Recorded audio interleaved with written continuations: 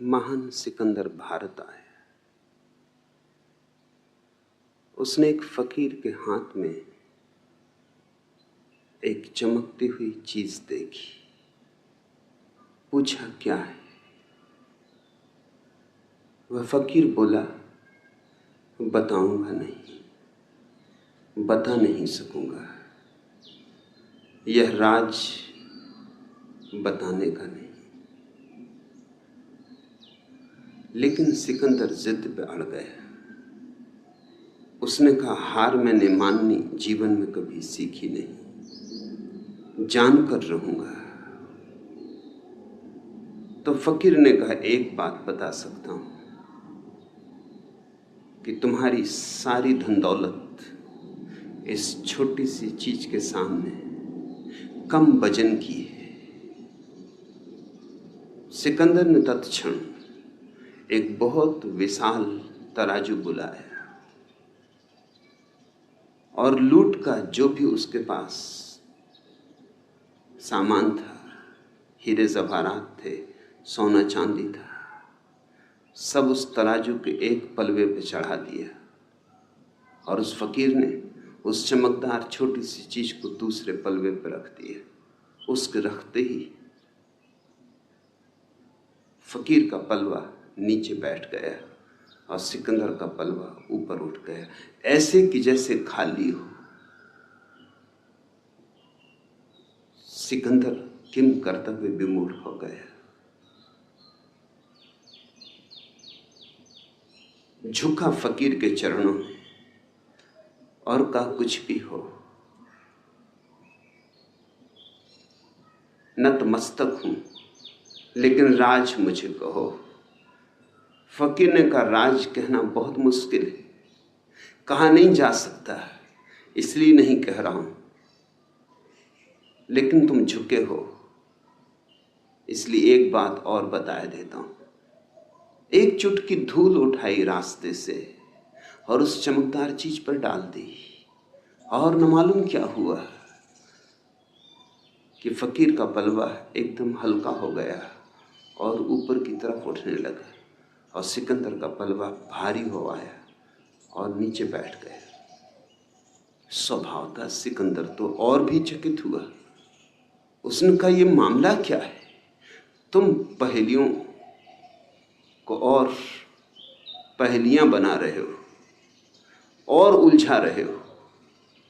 सीधी सादी बात है, कहना हो कह दो, न कहना हो न कहो।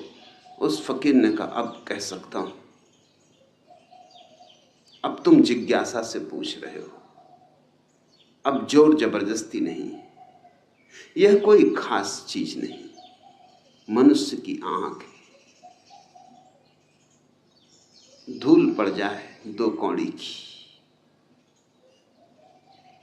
धूल हट जाए तो इससे बहुमूल्य और कुछ भी नहीं। सारी पृथ्वी का राज्य भी नहीं, सारी धन दौलत फीकी है। संबोधि का अर्थ होता है नरेंद्र, तुम्हारे भीतर की आंख। और कुछ ज्यादा कठिनाई की बात नहीं, थोड़ी सी धूल पड़ी है, सपनों की धूल। धूल भी सच नहीं, विचारों की धूल, कल्पनाओं की धूल, कामनाओं की धूल।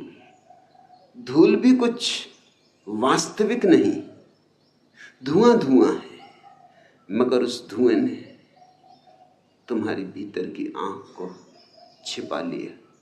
जैसे बादल आ जाएं और सूरज छिप जाए, बादल छट जाएं और सूरज प्रकट हो जाए। बस इतना ही अर्थ है संबोधि का। बादल छट जाएं और सूरज प्रकट हो जाए। तुम सूरज हो, बुद्धत्व तुम्हारा स्वभाव है, मगर खूब तुमने बादल अपने चारों तरफ सजा लिए। न मालूम कैसी कैसी कल्पनाओं के बादल,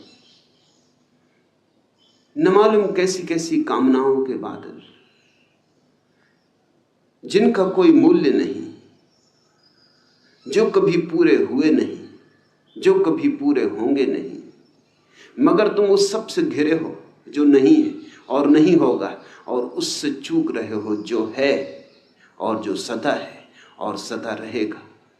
संबोधि का अर्थ होता है जो है उसमें जीना, जो है उसे देखना, जो है उससे जुड़ जाना।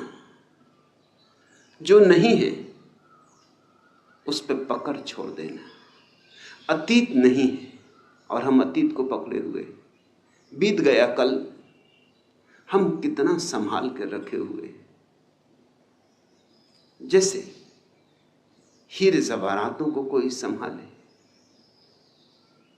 राख है, अंगारा भी नहीं, अब सब बुझ चुका। जैसे कोई लाशों को ढोए, ऐसा हमारा अतीत है। और या फिर हम भविष्य की कामनाओं में उलझे सेक चिल्ली हैं। हम सोच रहे हैं ऐसा हो, ऐसा हो, ऐसा हो जाए।